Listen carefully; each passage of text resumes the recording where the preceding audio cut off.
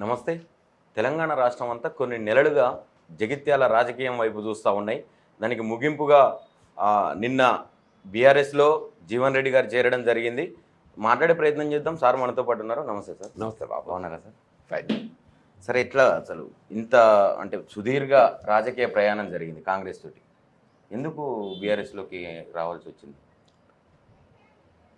అంటే కాంగ్రెస్ పార్టీలో ఎదురైనటువంటి చేదు అనుభవాలు వాస్తవంగా ఈ సుదీర్ఘ ప్రజా జీవితం 4 దశాబ్దాల పైగా కాంగ్రెస్ పార్టీ బలోపేతం కొరకు పనిచేసినటువంటి వాడిని ఎన్నికల్లో గెలవడం ఓడడం సహజం. రిజల్ట్ ఒకటి మనం ఆశించిన ఫలితం పొందినంత మాత్రాన్ని ఏదైతుందో దశాబ్దాల తరబడి పార్టీ బలోపేతం కొరకు పనిచేసిన కార్యకర్తలను వివక్ష చేయటం,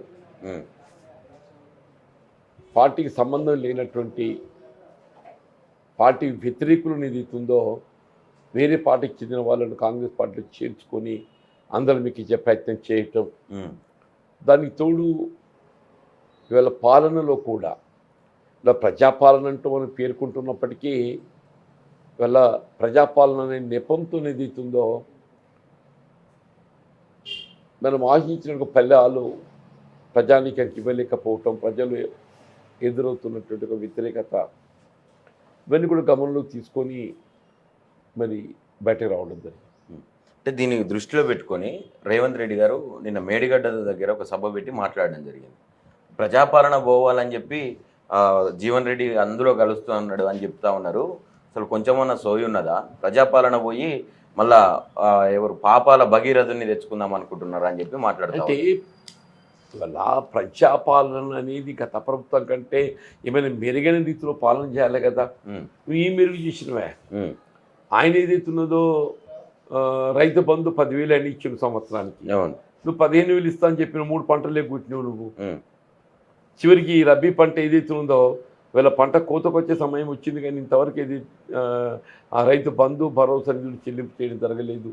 పంటల బీమా పథకం అమలు లేదు. కళ్యాణ లక్ష్మికి తులం బంగారం అతనికి ఇస్తా అని చెప్పాను, అది లేదు. కేసీఆర్ కిట్ లేదు. నిరుద్యోగ యువతకు ఏదైతుందో జాబ్ క్యాలెండర్ లేదు. విద్యార్థుల ఫీజు రియంబర్స్మెంట్ లేదు. ఉద్యోగస్తులకు పిఆర్సీ లేదు, డిఏ లేదు. నీ ప్రజాపాలన అంటే కేవలం మనం చెప్పుకోవడానికే పాలన తప్పేదైతుందో ప్రజలకైతే అదేమైనా మెరుగైన ఫలాలు అందించాలి కదా. అది మెరుగైన ఫలాలు అందించలేనప్పుడు ఏ పాలన అయితే ఏముంది? అంటే ముఖ్యంగా మాట్లాడుతూ ఉన్నారు. ఇప్పుడు ఈ వయసులో అంటే ఇప్పటిదాకా ఎన్ని సంవత్సరాలు కాంగ్రెస్లో ఉన్నారు, కాంగ్రెస్ పార్టీ అనేక విషయాలలో అనేక అవకాశాలు కల్పించింది జీవన్ రెడ్డికి. ఇప్పుడు ఆయన వ్యక్తిగత లాభం కోసం పోయిండా, దేనికోసం పోయిండా, ప్రజలకు చెప్పాల్సినటువంటి అవసరం ఉన్నదని చెప్పి మాట్లాడుతూ ఉన్నాను. అంటే ఇప్పుడు నేను ప్రతిపక్ష పార్టీకి అధికార పార్టీకి వస్తేనేమో ఇది ఆశించిపోయినట్టుంటుంది. అవును, కరెక్ట్. నేను అధికార పార్టీకి వెళ్ళి ప్రతిపక్ష పార్టీకి పోతున్నాను. నేను అనే పదవులు లేవు కదా నాకు. అనే పదవులు లేవు. ప్రజల పక్షాన్ని నిలబడి పోరాటం చేయడానికి పోతున్నా. ప్రజల పక్షం నిలబడి పోరాటం చేయడానికి ఏదైతుందో ఏం ఆశించి కాదు కదా. రేవంత్ రెడ్డి పదవులను ఆశించి ఏదైతుందో ఆయన ఆర్థిక లబ్ధి కొరకు ఆయన పనులు చేస్తున్నాడు. ప్రతిపక్షం అటువంటిది ఏముండదు కదా. అంటే ఒక పక్క సీనియర్ నాయకులందరికీ కొంత చెక్ పెడుతున్నట్టుగా కనిపిస్తూ ఉన్నది కాంగ్రెస్లో. ఇంకో పక్క రేవంత్ రెడ్డి గారి మాటలు చూస్తూ ఉంటే నేను తొక్కుకుంటూ వచ్చినా అని చెప్పి మీ మీద కూడా కొన్ని మాట్లాడినటువంటి వ్యాఖ్యలు చూసినాం. ఆయన ఆలోచన విధానం అట్లుందే. కూడా మెట్లు ఎక్కుకుంటూ రావాలి, తొక్కుకుంటూ వస్తాడా? అవును, మెట్లు ఎక్కుకుంటూ రావాలి, తొక్కుకుంటూ వచ్చిన అంటే అహంకారం తెలియజేస్తుంది కదా. అవును, రేవంత్ రెడ్డి అహంకారాన్ని నిదర్శనం అని చెప్పి అంటున్నది. రేవంత్ రెడ్డి అహంకారాన్ని నిదర్శనం. అటుంటుందో ఎవరు కల్పన చేస్తారే. అంటే ఆయనను ఎందుకు మార్చాల్సినటువంటి సందర్భం? అంటే ఈయనను మార్చి మనం ఇన్ని సంవత్సరాల నుంచి ఉన్నాం కదా, ఈయనని పక్కకు పెట్టి మనం ముందరికి రావాలని ఏదన్నా కాంగ్రెస్ పార్టీకి సంబంధించిన సీనియర్ నాయకులు మీరంతా ఎప్పుడన్నా మాట్లాడుకున్న చర్చించిన సందర్భం? అంటే అసలు కాంగ్రెస్ పార్టీ అధిష్టానం ఆ దిశగా ఆలోచిస్తున్నట్టు కనబడటం లేదే. అచ్చా, నిజంగానే మీరు అన్నట్టు ఏదైతుందో నాయకత్వ మార్పు అనేది ఒక విధంగా పరిష్కారం లభిస్తుండే. నాయకత్వ మార్పు చేసేంత చేసే పరిస్థితి అధిష్టానం దగ్గర కనబడటం లేదు. అంటే ఏంటి, రేవంత్ రెడ్డి అధిష్టానాన్ని బ్లాక్మెయిల్ చేస్తున్నట్టు కనబడుతుంది. అంటే ఇప్పుడు కాంగ్రెస్ పార్టీ అధిష్టానం జాతీయ స్థాయిలో ఉనికి కోల్పోతున్నది. ఎక్కడ ఏ రాష్ట్రాలలో ప్రభుత్వం అధికారంలో లేదు, ఉన్న 2 రాష్ట్రాలు 3 రాష్ట్రాల్లో ఏదైతున్నదో రేవంత్ రెడ్డి లాంటి ఎందుకు పంచాయతీ పెట్టుకోవాలి, ఏదో విధంగా కొనసాగితే అయిపోతుంది అని చెప్పి కొనసాగుతుంది. అంటే ఇంకో విషయం కూడా సార్, ఇప్పుడు కాంగ్రెస్ పార్టీలో ఉన్నటువంటి మీలాంటి సీనియర్ నాయకులు ఇప్పుడు మీరు వ్యక్తిగతంగా కావచ్చు, మీ సైనికుల కోసం కావచ్చు బయటికి రావడం జరిగింది, మీ ఆత్మగౌరవాన్ని నిలబెట్టుకోవడం కావచ్చు వచ్చిండ్రు. చాలామంది అందులో ఇంకా సఫర్ అవుతున్నటువంటి వాళ్ళు ఉన్నారు. ఎందుకు రేవంత్ రెడ్డికి లోబడి ఉంటున్నారు వాళ్ళంతా? అయితే వాళ్ళ ఆలోచన విధానం అది. ఇప్పుడు రాజకీయంగా ప్రజాస్వామ్యంలో ఒక్కొక్కరు ఆలోచన విధానం ఒకలా ఉంటుంది. నేను ఏదైతుందో ఈ సఫికేషన్ తట్టుకోలేకపోయాను. నాకు పదవులు ప్రధానం కాదు, ప్రజాహితంగా పనిచేయడం నేను ప్రధానంగా భావించిన బయటకు వచ్చేసాను. అంటే నిన్న మాట్లాడిండు వద్దన్న కేసీఆర్ దగ్గరికి, మళ్ళీ ఈరోజు జీవన్ రెడ్డి పోతున్నాడు, ఆయనే మీరు కనబడుతుండు. నిన్నటి ఎన్నికల వరకు వద్దనుకున్న కేసీఆర్ ఏదైతుందో ఇవాళ ప్రస్తుత రేవంత్ రెడ్డి పాలన చూసిన తర్వాత ఈయనకంటే ఆయన మెరుగు కనిపిస్తున్నాడు. మనం ఏది మెరుగు కనిపిస్తే ఆ నాయకత్వాన్ని కోరుకుంటాం. రేవంత్ రెడ్డి కంటే కేసీఆర్ పాలన, కేసీఆర్ నాయకత్వం మెరుగు అనుకుంటున్నాం. ఆయనకు ఉద్యమ నాయకుడు, తెలంగాణ రాష్ట్ర సాధకుడు. ఆయన 2 పర్యాయాలు ఏదైతుందో ముఖ్యమంత్రికి ఏదైతుందో రైతాంగం, రైతు కూలీలు, దళితులు, బలహీన వర్గాలు, అల్పసంఖ్యాక వర్గాలు, విద్యార్థులు, నిరుద్యోగ యువత అందరికీ మేలైన కార్యక్రమాలు అమలు చేసిండు. ఈయన 5 అమలు చేయలేక ఏదైతుందో కేవలం ఆయన పొట్ట నింపుకోవడమే ఆయన ప్రధానంగా కనబడుతున్నది. రేవంత్ రెడ్డి కేవలం ఆయన పొట్ట నింపుకోవడమే ప్రధానంగా కనబడుతున్నది. మరి అటువంటి పాలన కంటే ప్రజాహితంగా పనిచేసిన కేసీఆర్ పాలన బెటర్ కదా. అంటే ఊహించిరా సార్, ఇప్పుడు ఇట్లాంటి ఒక రోజు వస్తుంది కాంగ్రెస్ పార్టీ ఈ ఫలానా అయిన వల్ల నేను వీడాల్సి వస్తుంది ఇంత సీనియర్ నాయకుడిని అని చెప్పి? అఫ్కోర్స్ నేను ఇది ఊహించింది కాదు. మారిన పరిస్థితులు, పరిణామాలు తప్పనిసరి అయినాయి. కాంగ్రెస్ పార్టీ వదులుకోవాలంటే నాకు కూడా కొంత బాధాకరంగా ఉంది. కానీ ఇప్పుడు ఏదైతుందో కొంత స్వేచ్ఛాజీవిగా భావిస్తున్నానే. ఆ కాంగ్రెస్ పార్టీలో ఉండి సఫకేట్ అయిన దానికంటే ఇవాళ బయటకు వచ్చేది అవుతుందో ఒక స్వేచ్ఛాజీవిగా ప్రజల పక్షాన్ని నిలబడి పోరాటం చేసేయగలిగే అటువంటి ఒక అవకాశం నేను పొందబోతున్నా. సైట్ ఇంకోటి సార్, ఇదంతా ఒక ఎత్తు. ఇప్పుడు రాజకీయాల గురించి మాట్లాడుతుంటే కాంగ్రెస్ పార్టీ లైన్ లేకుండా, టీఆర్ఎస్ పార్టీ లైన్ లేకుండా ఎన్టీఆర్కి వెన్నుపోటు పొడిచినాం అని చెప్పి మాట్లాడినాడు నిన్న. అదే ఏంటి వెన్నుపోటు అంటే ఏంటే? నేను నేను 81 సమితి అధ్యక్షుడిని. ఆయన 81 ఎన్టీ రామారావు పార్టీ పెట్టింది 82లో పెట్టిండు.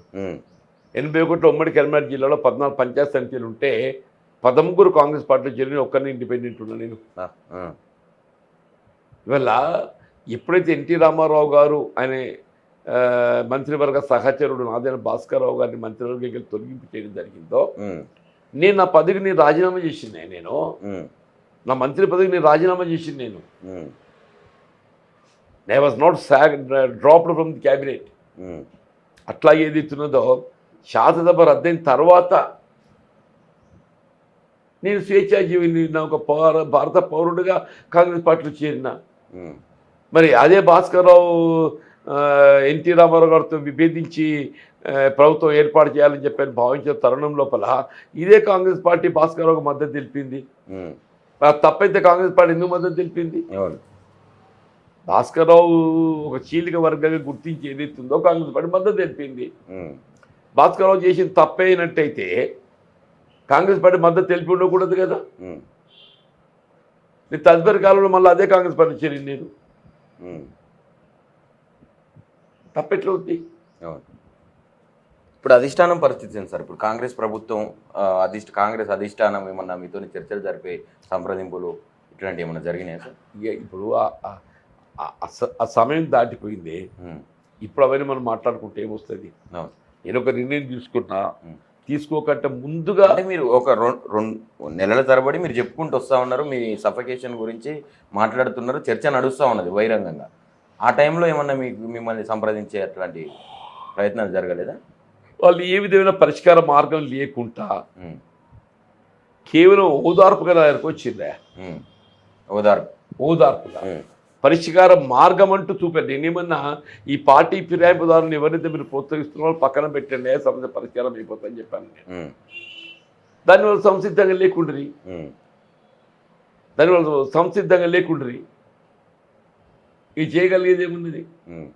బీఆర్ఎస్లోకి వచ్చిన తర్వాత కేసీఆర్ గారు నిండు సభలో ప్రజల మధ్య ఆన్ ది స్పాట్గా ప్రధాన కార్యదర్శి మిమ్మల్ని ఎన్నిక చేయడం జరిగింది. ఎట్లా అనిపిస్తా ఉన్నా సార్ అది? సరే, ఒక బాధ్యత అప్పగించిండ్రు. ఉమ్, బాధ్యత అప్పగించినప్పుడు ఏదైతే బాధ్యత నిర్వహణ ఉమ్, నేను దాన్ని ఆచరించే ప్రయత్నం చేయాలి. ఉమ్, ఎవరైనా బాధ్యత అనేది పార్టీ అనే కాకుండా ఒక క్రమశిక్షణ గల నాయకుడిగా దాన్ని ఆచరించే ప్రయత్నం చేయాల్సింది. ఉమ్. తప్పకుండా నాకు ఏ బాధ్యత అప్పగించినా నేను దాన్ని అమలుకు ఆ బాధ్యత స్వీకరించి ముందు పోవడానికి సంసిద్ధం. ఇప్పుడు ఫైనల్గా జీవన్ రెడ్డి ఇప్పుడు కేవలం జగిత్యాల వరకేనా, లేదంటే కేసీఆర్ గారు నిన్న చెప్పినట్టు జగిత్యాలను మీరు చూసుకోండి, జీవన్ రెడ్డి గారు రాష్ట్రం అంతా మేము తిరుగుతాం, మేము చూసుకుంటాం అని చెప్పి మాట్లాడిండు. దానికి ముందుకు పోతారు. అప్పగించిన బాధ్యతకు అనుగుణంగా ఏ విధంగా నాకు సూచనలు వస్తే ఆ విధంగా చేస్తాను. ఫైనల్గా ప్రజలకు ఏం చెప్పాలనుకుంటున్నారు సార్? మీ సైనికులకు కావచ్చు, ఇప్పుడు ఏదైతుందో నేను ఏ పరిస్థితుల్లో కాంగ్రెస్ పార్టీని వీడడం జరిగింది, బీఆర్ఎస్లో చేరటము, ఇవన్నీ కూడా ప్రజలు గమనిస్తున్నారు. ప్రజలకు కావాల్సింది ఏంటి? ప్రజాహితమైనటువంటి ఒక పాలన కావాలి. ఆ ప్రజాహితమైనటువంటి ఒక పాలన ఏదైతుందో ఈ రేవంత్ రెడ్డి గారి ఒక ప్రభుత్వంతో సాధ్యం కావటం లేదు. కాబట్టి దాని మార్పు కావాలని కోరుతున్నారు. ఆ మార్పుకు అనుగుణంగా కేసీఆర్ గారు అయితే తిరిగి అన్నట్టు ఉద్యమ నాయకుడిగా మరి ప్రభుత్వాన్ని ప్రజానీకానికి పునర్వైభవం తీసుకురావటము అభివృద్ధి సాధ్యమవుతుందని చెప్పని భావిస్తున్నాను. Thank you sir. రైట్, ఇది జీవన్ రెడ్డి గారితో స్పెషల్ ఇంటర్వ్యూ. మరో ఇంటర్వ్యూతో మళ్ళీ కలుగుతాం.